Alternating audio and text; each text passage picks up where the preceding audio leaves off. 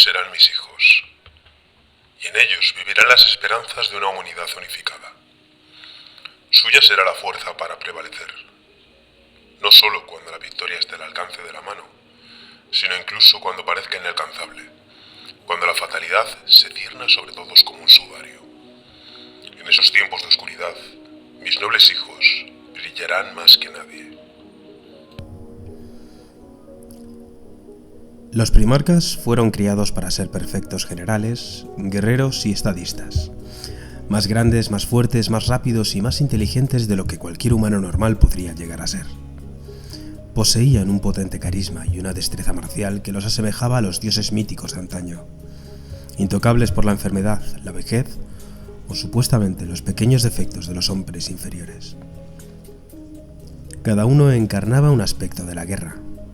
Uno era el mayor estratega jamás conocido, otro la personificación del terror de la guerra, un tercero el maestro de los poderes psíquicos, un cuarto el mayor practicante de las artes de fortificación, y así sucesivamente. Los primarcas eran la respuesta del emperador para recuperar todos los mundos perdidos de la humanidad y acogerlos en su nuevo imperio.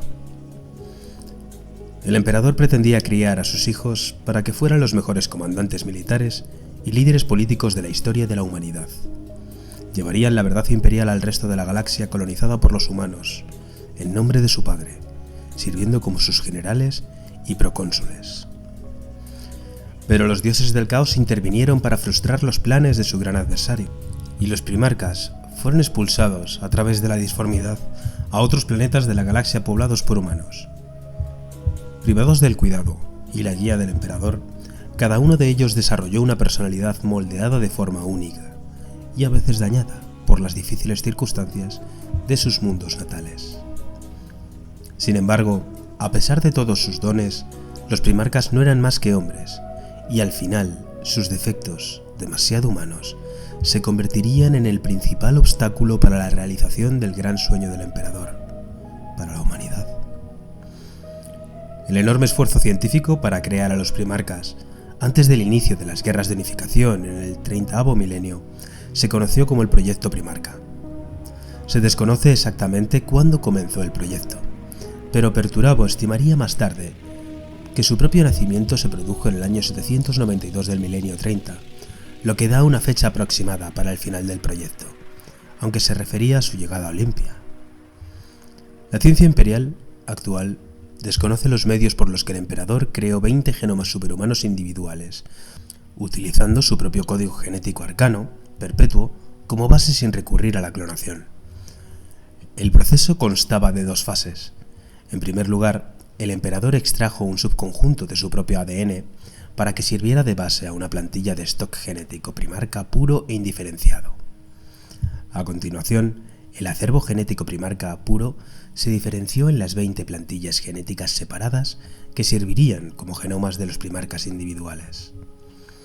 Los datos relativos a la ingeniería original de las hebras individuales de los primarcas fueron analizados posteriormente por un boticario de la Guardia del Cuervo y un magos génetor del Mechanicum durante la herejía de Horus. Descubrieron que algunas de las muestras individuales de primarcas tenían secuencias genéticas eliminadas deliberadamente del genoma primarca base puro, digamos, mientras que otras muestras mostraban la adición de ADN claramente en humano. Curiosamente, en el genoma del primarca identificado como sujeto 6 se había añadido ADN canino, aunque no está claro si los números de muestra correspondían a los primarcas reales de las legiones de marines espaciales del mismo número. Esto podría explicar la afinidad lobuna de Leman Russ y la inesperada mutación salvaje de muchos lobos espaciales astartes en los conocidos como Ulfen. Los eruditos imperiales modernos creen que hubo algo más que una manipulación física de la genética en la creación de los primarcas, y que el emperador recurrió a muchas técnicas de hechicería psíquica derivadas de la disformidad, para dar forma a las extraordinarias habilidades y el carisma antinatural de sus hijos genéticos transhumanos. También se sabe que en algún momento de la era de la tecnología, el hombre que se convertiría en el emperador viajó con varios de sus compañeros perpetuos, entre ellos Alivia Sureka, al mundo de Molech, un mundo caballero a pocos años luz de Terra, en una nave espacial de un solo sentido. Sureka observó cómo el emperador entraba en una puerta disforme secreta presente en Molech, donde negoció con los poderes del Immaterium para obtener nuevas habilidades y conocimientos, incluyendo muy probablemente las técnicas necesarias para crear a los primarcas. Más tarde, el emperador encargó a Sureka que permaneciera en Molech para custodiar la puerta de la disformidad y evitar que otros la utilizaran, hasta que sus ejércitos regresaran milenios después para conquistarla para el naciente imperio del hombre, durante los primeros días de la Gran Cruzada. El uso de estos conocimientos por parte del emperador significaba que los primarcas estaban destinados a ser diseñados tanto espiritual como físicamente. Y puede explicar por qué poseían tanto magnetismo personal y carisma, más allá de lo que incluso su genética mejorada podría predecir. Pero tales técnicas arcanas también significaban que los primarcas eran inusualmente vulnerables a los efectos del caos, ya que sus almas brillaban tanto en el Immaterium y atraían la atención de las entidades demónicas como polillas a la llama de una vela. Por ello, el emperador inscribió cuidadosamente glifos arcanos de protección en las cápsulas de gestación de los primarcas, y creó el campo Gelar más poderoso jamás creado alrededor de la bóveda genética en las profundidades del Palacio Imperial, en las montañas del Himalaya, donde fueron creados. Por desgracia, esta protección resultó insuficiente, pues los dioses del caos se enteraron de los planes del emperador y de la existencia del proyecto Primarca. Decidieron que no deseaban ver triunfar su intento de debilitar su poder extendiendo este nuevo orden de razón y progreso científico por los mundos de la galaxia poblados por humanos. Los poderes ruinosos del caos se llevaron de algún modo a los hijos superhumanos nonatos del emperador a través de la disformidad, hacia allá del 792 del milenio 30, desde los laboratorios genéticos de lo que se convertirían en las mazmorras imperiales del palacio. Se creó una enorme grieta disforme localizada dentro de las bóvedas genéticas del palacio, en las profundidades de las montañas Himalaya, más bien Himalaya en el día de hoy, de Terra, donde se estaban gestando estos primarcas. Las cápsulas de gestación que contenían a los hijos nonatos del emperador se dispersaron a través de la disformidad hacia planetas colonia humanos perdidos, hace ya mucho tiempo para la humanidad, durante la era de los conflictos. Puede que fuera en ese momento cuando la mano del caos les tocó por primera vez, cuando las primeras semillas de la corrupción se depositaron en los pechos de aquellos primarcas que acabarían convirtiéndose en traidores al emperador y a su imperio.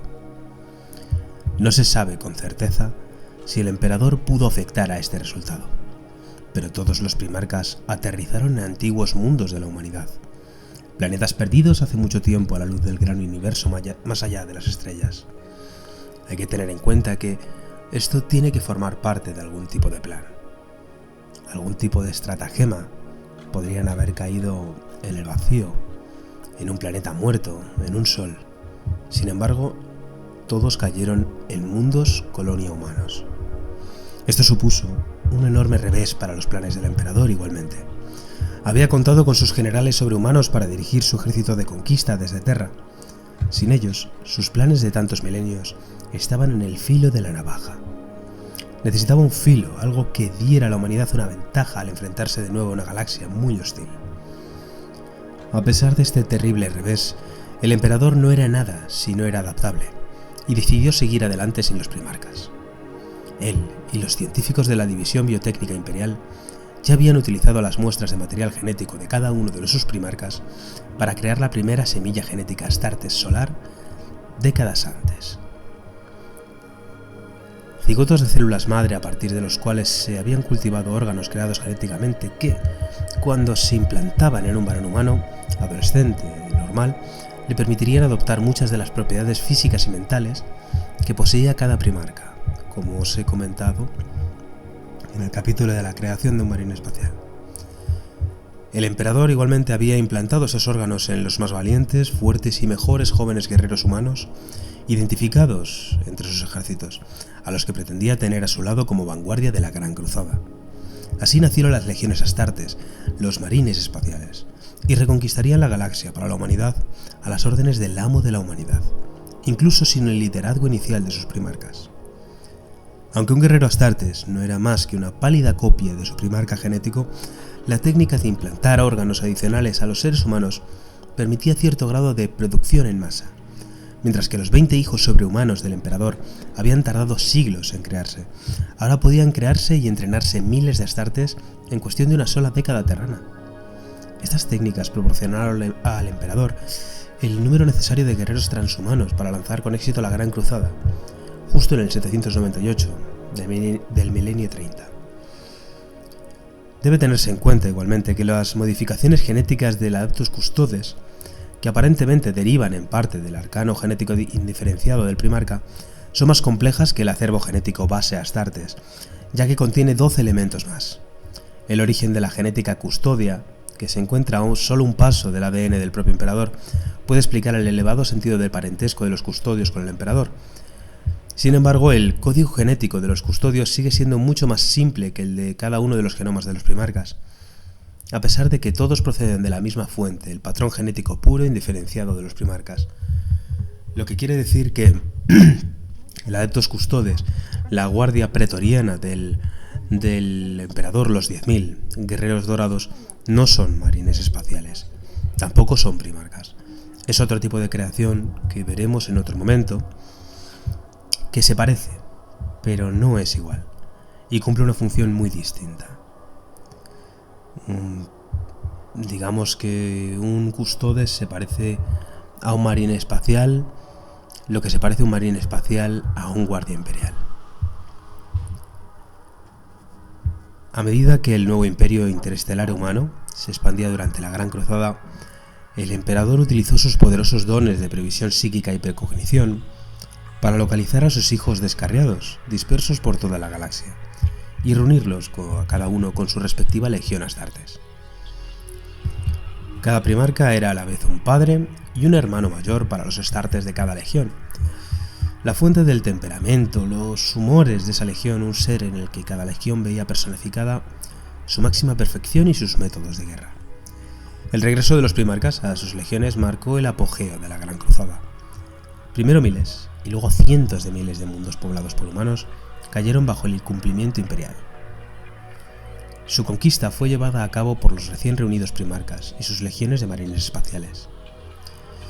Como los dioses de la mítica leyenda Terran, los primarcas recorrieron los campos de batalla de la galaxia y su poder resultó irresistible. Sin embargo, los primarcas, a pesar de su superioridad manifiesta y su aparente inmortalidad, seguían siendo hombres y poseían demasiados de los mismos defectos humanos que han atormentado a la humanidad desde el nacimiento de la especie. Se mostraban celosos y arrogantes, altamente competitivos y demasiado dispuestos a guardarse rencor unos a otros, e incluso su padre, el emperador. Se desconoce si estos defectos eran el resultado de su exposición al poder corruptor del caos cuando eran bebés, o si eran simplemente los defectos humanos naturales que no podían extirparse ni siquiera de la progenie del emperador. Sin embargo, en última instancia, fueron los defectos de los primarcas los que condenaron al imperio a la pesadilla de la herejía de Horus y a 10.000 años estándar de estancamiento, decadencia, represión y guerra sin fin. Tras el redescubrimiento del primarca Angron, el emperador observó que había sido alterado por las modificaciones cibernéticas cerebrales conocidas como los clavos del carnicero, que le habían implantado en la mente los señores gladiadores esclavistas de su mundo natal, Luceria. El gran tecnoarqueólogo Mechanicum Arcan Land ayudó al emperador a investigar la naturaleza de esta terrible tecnología, destinada a aumentar la agresividad y la rabia que estaba matando lentamente a Angron. En el transcurso de la investigación del tecnosacerdote, el emperador explicó a Land que, en realidad, no sentía ningún apego emocional por los primarcas, porque simplemente habían sido creados para servir a la humanidad, como herramientas y armas. Cuando le preguntaron por qué había permitido que los primarcas le llamaran padre, a pesar de no sentir ningún apego filial, el emperador contó la antigua historia de la marioneta Pinocho, que quería convertirse en un niño de verdad. Explicó que era natural que cualquier creación se refiera a su creador como padre. La siguiente es una lista definitiva del orden en los que los primarcas fueron redescubiertos por el emperador de la humanidad durante la Gran Cruzada, a partir del 798 del milenio 30, tal y como la publicó en un principio Black Library, la división de Games Workshop que se dedica a publicar todas las novelas y audiolibros de Warhammer 40.000. Esta es la lista en la que probablemente se basarán todos los futuros proyectos de Games Workshop, teniendo en cuenta el material canon más reciente de las últimas novelas y libros de consulta utilizados en la creación de esta lista. Ten en cuenta igualmente que hay una diferencia de tiempo entre el momento en el que un primarca es encontrado y el momento en el que el primarca toma el mando de su legión. El primero fue Horus, de la legión 16ª, con los hijos de Horus, en el 801 del milenio 30. Después se encontró a Leman Russ, de la sexta legión, apenas 18 años después. Después se encontró al de la segunda legión, el cual está expugnado de todos los recuerdos, de todos los archivos imperiales. Luego se encontró al de la décima, Ferrus Manus, 5 años después. A Fulgrim, de los hijos del emperador, apenas 6 años después. Un par de años después se encontró a Vulcan, de la 18ª legión, los salamandras. A Rogal Dorn, de la séptima, se le encontró tan solo 3 años después. Y 2 años después de ese, a Robert Gilliman, de la 13ª, el de los ultramarines. Magnus el Rojo fue encontrado 3 años después, ya en el 840, que es el de la 15ª legión, los 1000 hijos. Sanguinius, de la 9ª legión, los ángeles sangrientos, fue encontrado 3 años después que Magnus. Muy seguido, 3 años después, justo también, va como de 3 en 3 años casi, fue Lionel Johnson, de la primera, después Perturabo, de la 4ª, después va Mortarion, de la 14ª, Lorgar, de la 17ª, Yagatai Khan, de la 5ª, Conrad Curze, de los Amos de la Noche, de la 8ª, Angron, de la 12ª, los Devoradores de Mundos, Corvus Corax, de la 19ª, el de la 11 fue después de Corvus, que también está expugnado de los archivos imperiales, y por último Alfarius Omegon, de la 20ª, de la Legión Alfa. Igualmente, y tras listarlos, como podéis ver, Horus fue el primero que fue encontrado por el emperador, muy poquito después de empezar la búsqueda, y por tanto se acabó convirtiendo en el señor de la guerra, en la mano derecha del emperador, su hijo dentro de lo que cabe más querido. En plena Gran Cruzada, el maestro de guerra imperial Horus cayó en estas tentaciones del caos que hablábamos antes y convenció a 8 de sus hermanos primarcas para que se rebelaran contra el emperador y le siguieran en su intento de suplantar al amo de la humanidad. Durante la herejía de Horus, los hermanos se enfrentaron a los hermanos, mientras los primarcas caídos lideraban sus legiones traidoras contra sus antiguos camaradas que permanecieron leales. El propio Horus luchó contra el primarca Sanguinius de los Ángeles Sangrientos y contra el emperador durante la batalla final de la Gran Guerra Civil Interestelar. En el punto álgido de la confrontación final, durante el asedio de Terra, sobre la superficie de Terra en la propia nave insignia de Horus, el acorazado de clase gloriana Espíritu Vengativo, el emperador se enfrentó al maestro de guerra, el señor de la guerra Horus. El emperador era reacio a usar todo su poder psíquico contra su hijo más amado, y no fue hasta que Horus dejó mortalmente lisiado al emperador y mató a Sanguinius que el emperador finalmente desató todo el alcance de sus inimaginables poderes psíquicos. Finalmente derribó al señor de la guerra y erradicó incluso su alma de la disformidad, para que los poderes ruinosos no pudieran restaurar su marioneta a alguna semblanza de horrible vida. La mayoría de las legiones traidoras restantes huyeron al ojo del terror, esta fisura disforme que existe y que pliega la realidad con la disformidad, tras la derrota de Horus.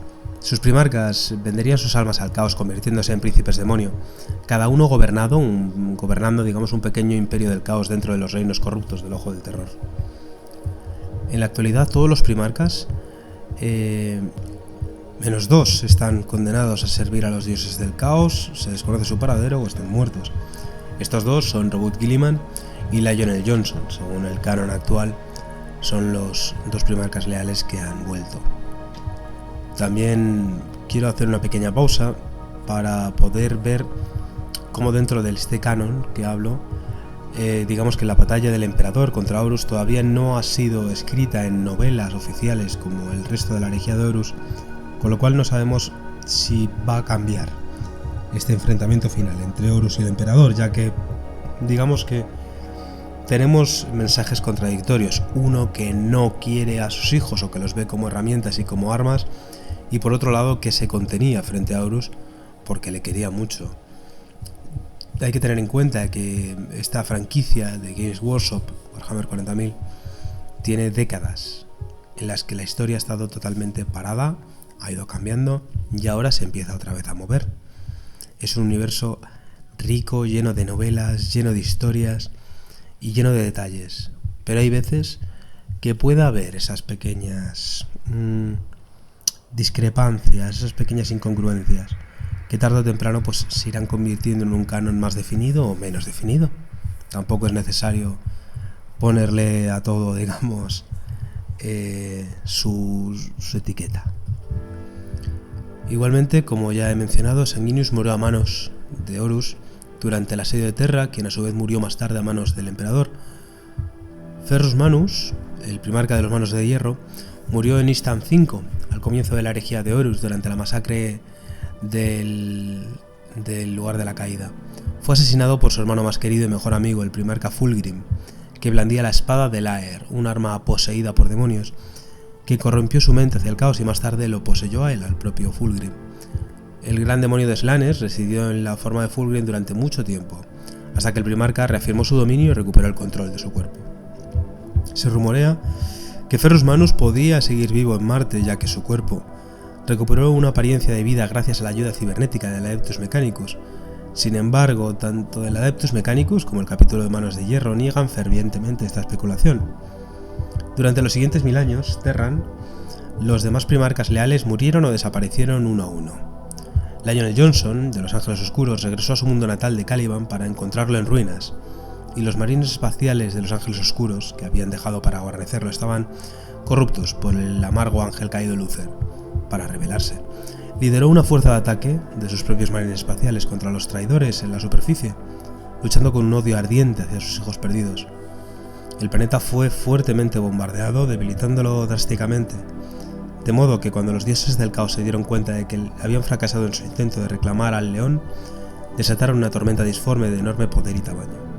Todo lo que quedó de la superficie de Caliban fue la Torre de los Ángeles y la Roca, la antigua fortaleza de los Ángeles Oscuros, y el resto fue destruido o absorbido por la disformidad.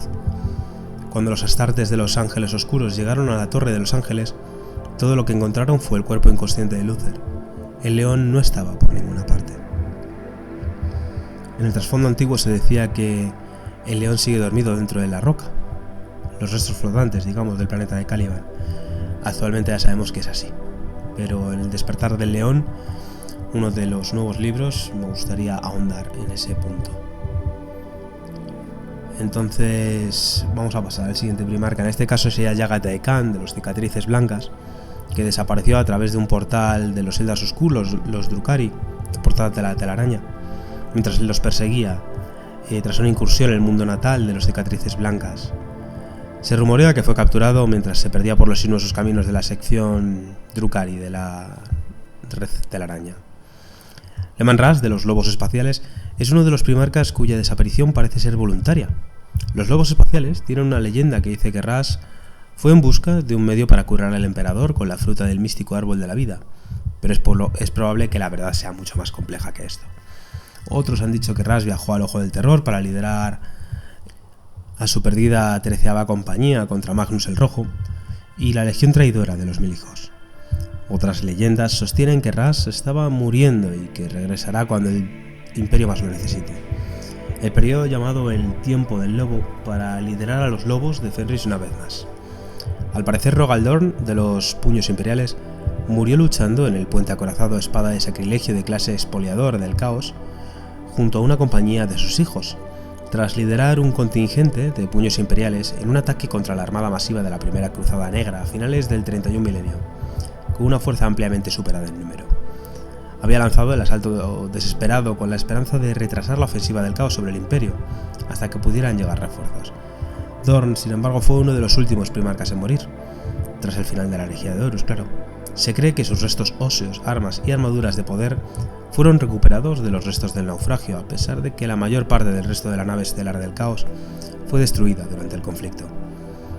En el 41 milenio, los puños esqueléticos de Dorn han sido separados del resto de su cuerpo y se encuentran en el santuario más sagrado del capítulo de los puños imperiales, a bordo de su fortaleza monasterio móvil, la Falange. Conservados en éxtasis para siempre e inscritos con los nombres de todos los maestros del capítulo de los puños imperiales, que han liderado a este mismo desde que Dorn murió. Solo un maestro del capítulo tiene derecho a inscribir su nombre y su heráldica en los huesos sagrados de Dorn. Al mismo tiempo, el cadáver esquelético, sin las manos, también fue colocado por los puños imperiales dentro de otra capilla en la Phalanx, incrustado dentro de un bloque de ámbar claro que ha sido contorneado para que coincida con la forma del cuerpo. Robert Guilliman, de los Ultramarines, estuvo a punto de encontrar lentamente su fin tras luchar contra su antiguo hermano Fulgrim de la Legión Traidora de los Hijos del Emperador, durante la batalla de Tesala en el 121 del milenio 31. Resultó mortalmente herido tras un tajo en la garganta con una espada corrupta del caos, que más tarde lo envenenó. La legendaria Kinebrak Anazam, que casi mata a su hermano Horus en la luna de plaga de Daivin. Durante 10.000 años estándar, el cuerpo de Guilliman yació en el corazón del Templo de la Corrección de los Ultramarines en Macragge, mantenido en un campo de éxtasis para preservarlo. Era el único primarca leal que seguía existiendo en cierto sentido físico en todo el imperio.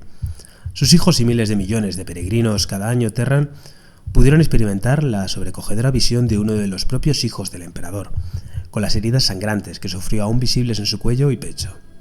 La leyenda entre los ultramarines sostenía que su herida se estaba curando lentamente, a pesar de la imposibilidad de tal cosa mientras estaba en el campo de éxtasis, ya que es un campo que para este tipo de campos se utiliza pues en sitios muy pequeños, en lugares estáticos, en los que mantiene, digamos, el espacio-tiempo paralizado. Guilliman igualmente volvió a revivir tras la caída de Cadia en la 13ª Cruzada Negra durante la campaña de ultramar en el 999 del milenio 41. En la actualidad, Guilliman vuelve a servir como regente imperial y Lord Comandante del Imperio, como ya hizo en los años inmediatamente posteriores a la herejía de Horus. El primarca resucitado lideró la Cruzada Indomitus en un intento de hacer retroceder a las fuerzas del caos y a las amenazas Xenos contra el Imperium. Se sabe poco sobre cómo desapareció Vulcan de los Salamandras. Se desvaneció en el aire unos 1000 años después de la herejía de Horus. Algunos afirman que murió en Istan V. Sin embargo, más tarde, cuando estuvo presente en el Palacio Imperial, fue cuando Guilliman dividió a las legiones marinas espaciales en capítulos durante la segunda fundación. El capítulo Salamandras cree que después de que uno de ellos se encuentre las 9 reliquias de Vulcan que dejó esparcidas por la galaxia, Vulcan regresará para guiar a los Salamandras a la victoria contra las legiones traidoras del caos y vengarse por la terrible masacre sufrida por el capítulo de Nistan V durante la traición que les hicieron. En realidad Vulcan es un perpetuo, igual que el emperador, igual que otros tantos que siguieron al emperador. Uno de un extraño grupo de mutantes humanos que poseen la habilidad de ser resucitados sin importar cuántas veces sean asesinados, y Vulcan se ha enfrentado a la parca muchas veces durante los últimos 10.000 años. Vulcan es realmente un primarca por el que hay que interesarse porque es muy épico. Es muy épico el cabrón. Corvus Corax, de la Guardia del Cuervo, quedó manchado por la culpa y la vergüenza tras el final de la herejía de Horus, con el fin de reconstruir la fuerza de sus hijos genéticos tras la devastación de la masacre de Istan V. Corax intentó acelerar el crecimiento de los órganos de la semilla genética de su propia legión, obteniendo una muestra del ADN primarca puro de Terran que el emperador había utilizado para crear a sus hijos. El emperador le permitió a Corax llevar a cabo esta misión, y se obtuvo el material genético necesario, pero unos infiltrados de la Legión Alfa, en la Guardia del Cuervo, utilizaron una esencia de demonio para contaminar el ADN del primarca, provocando que muchos aspirantes de la Guardia del Cuervo se convirtieran en enormes mutantes. Lleno de desesperación y vergüenza por este resultado, Corax entregó personalmente a cada hermano de batalla degenerado la paz del emperador. Acosado por la culpa que le había hecho, por lo que había hecho para salvar a su legión, Corax se encerró en su santuario de la Torre del Cuervo durante un año entero, en la fecha del aniversario de su exilio autoimpuesto, abandonó su torre, demacrado y de forma muy demacrada también, tomó un pequeño transbordador. La última vez que se le vio, puso rumbo al Ojo del Terror, el reino de los dioses del caos. Solo dejó una frase como legado: nunca más. Corax fue mutado más tarde por las energías de la disformidad en una criatura compuesta enteramente de sombra, que ahora está cazando a los portadores de la palabra y al primarca demonio Lorgar dentro del Ojo del Terror.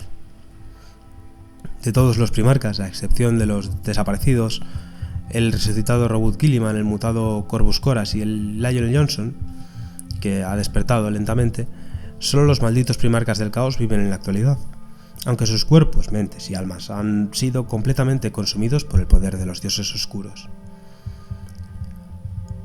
Referente a los primarcas traidores, ya que hemos visto en un principio los leales, el Horus, como maestro de guerra, fue asesinado por el emperador de la humanidad a bordo de su propia barcaza de batalla, y buque insignia, el espíritu vengativo, en órbita sobre Terra más o menos al final del asedio de Terra, y su alma fue también totalmente destruida y obliterada de la disformidad.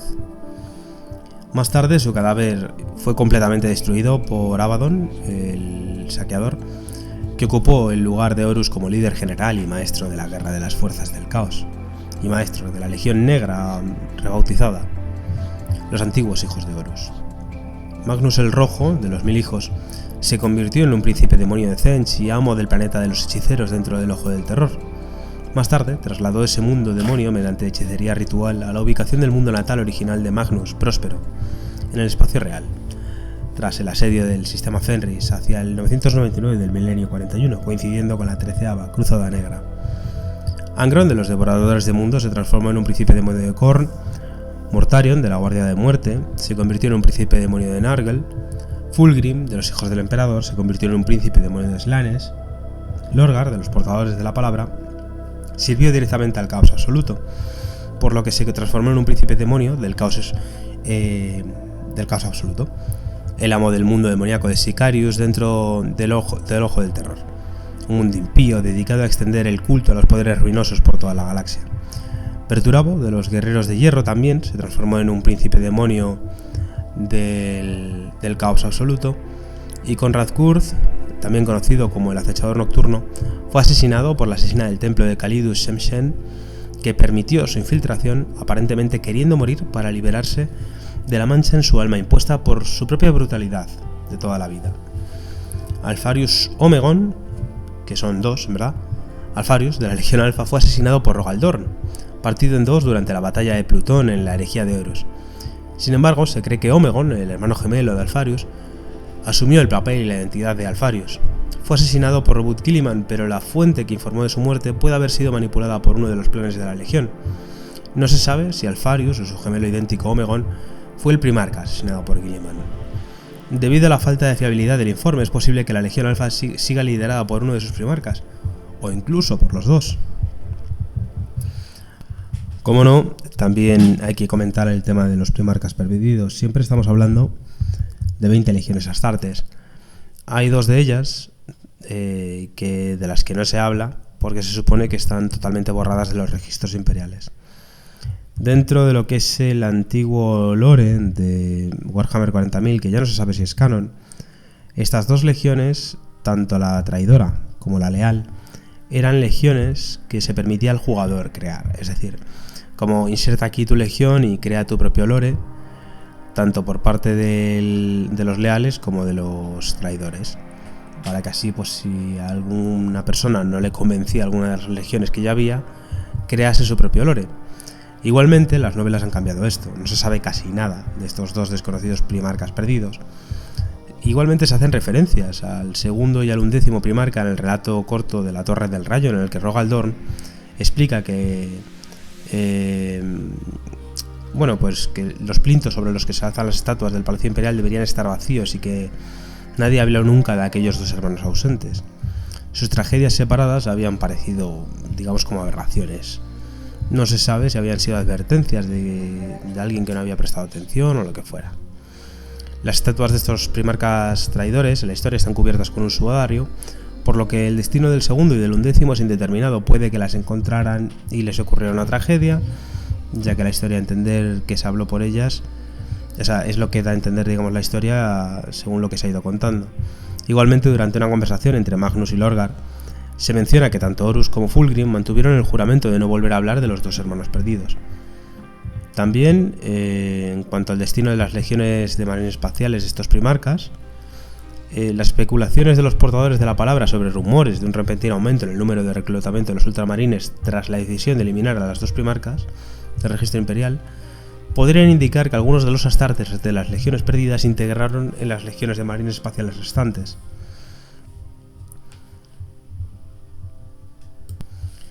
Y hasta aquí, pues, una visión por encima del proyecto Primarca, de los primarcas, su destino, su pasado, su presente, y no tenemos ni idea de su futuro.